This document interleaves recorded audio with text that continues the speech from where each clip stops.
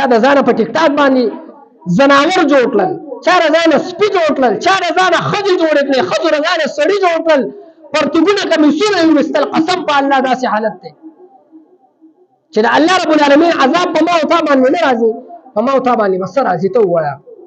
دا د اوسنۍ زمانې د ټولو نه غټه فتنه راټیک د ټولو نه خطرناکه فتنه راټیک ده. نن ځوان او جوان دغه فتنې راګیر کړی دی او موږ ودیو او موږ د صرف تماشه کوو.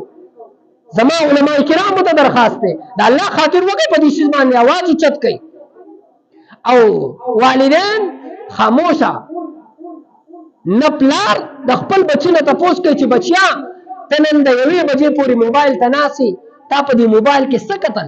نن یو پلار راغلی دی د شپې په 12 بجې باندې په 1 بجې باندې د خپل بچي د دروازې نه تللی دی، د خپل بچي کټ نه تللی دی چې زما دې بچي خپل سر په څادر کې رانغښتلی دی، په بلستر کې سر رانغښتلی دی، انسپیان یې لګولي دي، دی په 12 بجې په دې موبایل کې څه ګوري؟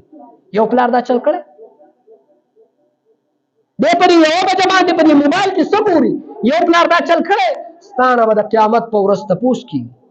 الا كلكم راع وكلكم مسؤول عن رعيته.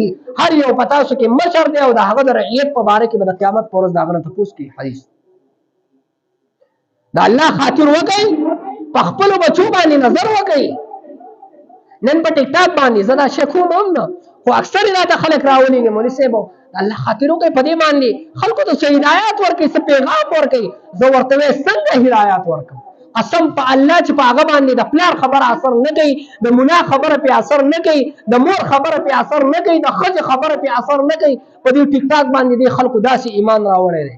که نه نو تاسو وګورئ او څوک چې د دې عاشق شوی دی ته هغه ته ټوله دنیا ورکوه، ورته وایي چې بچه دا خپل شوق پرېږده، دغې شوق پرېښودو ته تیار نه دی، دې نخرو ته تیار نه دی، دې نخرو پرېښودو ته تیار نه دی. زما عزت دا د اوسنۍ زمانې د ټولو نه غټه فتنه راټیک ده، د ټولو نه خطرناکه فتنه راټیک ده.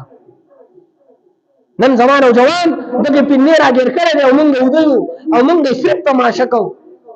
زما علماء کرامو ته درخواست دی د الله خاطر وکړئ په دې شیز باندې اواز اوچت کړئ. د خلکو د روپو لپاره د خپلو لایقونو لپاره په خپل ځان باندې کمې کمې نخرې وکړي.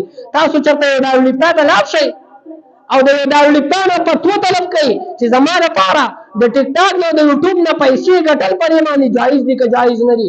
هر یو دارالفتاح او هر یو مفتي به تاته وایي چې دا بالکل ناجایز دي او حرام دي.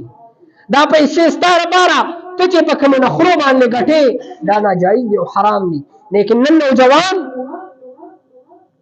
دې ته نه ګوري چې دا پیسه حلاله او که حرامه ده، دا پیسه نه جایز ده او که ناجایز ده، دا پیسه د ما لپاره ټیک ده او که د ما لپاره غلطه ده. صرف چې زما لاس له پیسه راشي بس. پلار دې هم خفه شي، رور دې هم خفه شي، ښځه دې هم خفه شي، خاندان دې هم خفه شي، قبیله دې هم خفه شي، ټول پاکستان او ټوله دنیا دې رانه خفه شي، خو چې زما لاس ته پیسه راشي. نن هر یو نوجوان د ټیک ټاک دا سوچ چا د ځانه په ټیک ټاک باندې زناور جوړ کړل، چا د ځانه سپي جوړ کړل، چا د ځانه ښځې جوړې کړې، ښځو د ځانه سړي جوړ کړل، پرتوګونه کمیسونه یې ویستل. قسم په الله داسې حالت دی چې د الله رب العالمین عذاب په ما او تا باندې نه راځي، په ما او تا باندې به څه راځي ته ووایه. په ما او تا باندې د الله نه قهر نه نازلېږي، په ما او تا باندې به څه راځي؟ هغه حیا چېرته لاړه؟ هغه عزت چېرته لاړه؟ هغه ابرو چېرته لاړه؟ نن په جوماتونو کې د ګانو د جومات عزت ختم، د عالم عزت ختم، د تبلیغي عزت ختم، د قرآن المجید عزت ختم، د شاعر اسلام عزت او احترام او شرافت هر څه ختم شوي وو، هر څه شوي وو. تاسو به کتلي وي بله ورځ اجراګانو د جومات په د جومات بې حرمتي وکړله او بهر چې کوم دی نو وګډېدل او د علاقې خلک ته چاپېر عبدالګانو بې غیرته ناست دي او د جومات بې احترامي کېږي او خلک ورته ولاړ دي. ما تا باندې عذاب نه راځي، څه به راځي؟ ما تا باندې د الله له طرف نه د کاڼو باران ونه شي، ما تا باندې د الله له طرف نه د عذاب سیلې روانه الوځي.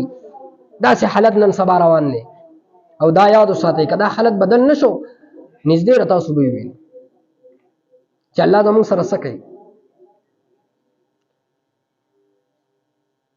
موږ وایو په موږ باندې سیلاب راغی، زلزله نه راغلی، بل څه نه دي راغلي. دا عذاب نه دی، دا اسی باران نه کیږي، دا عذاب دی. دا الله رب العالمین د عذاب ډېر اسباب دي، ډېرې طریقې دي. فخسفنا به وبداره الارض ومنهم من اغرقنا ومنهم من خسفنا به الارض. قرآن مجید کې الله فرمایي بعضې مې په هواګانو باندې تباه او برباد کړل، تس نس مې کړل، بعضې مې په زلزلې باندې، بعضې مې په ځمکو کې راښکودل، بعضې مې په دریاب کې غرق کړل. دا د الله رب العالمین ټول عذابونه دي. قاد سالی دا هم د الله رب العالمین عذاب دی.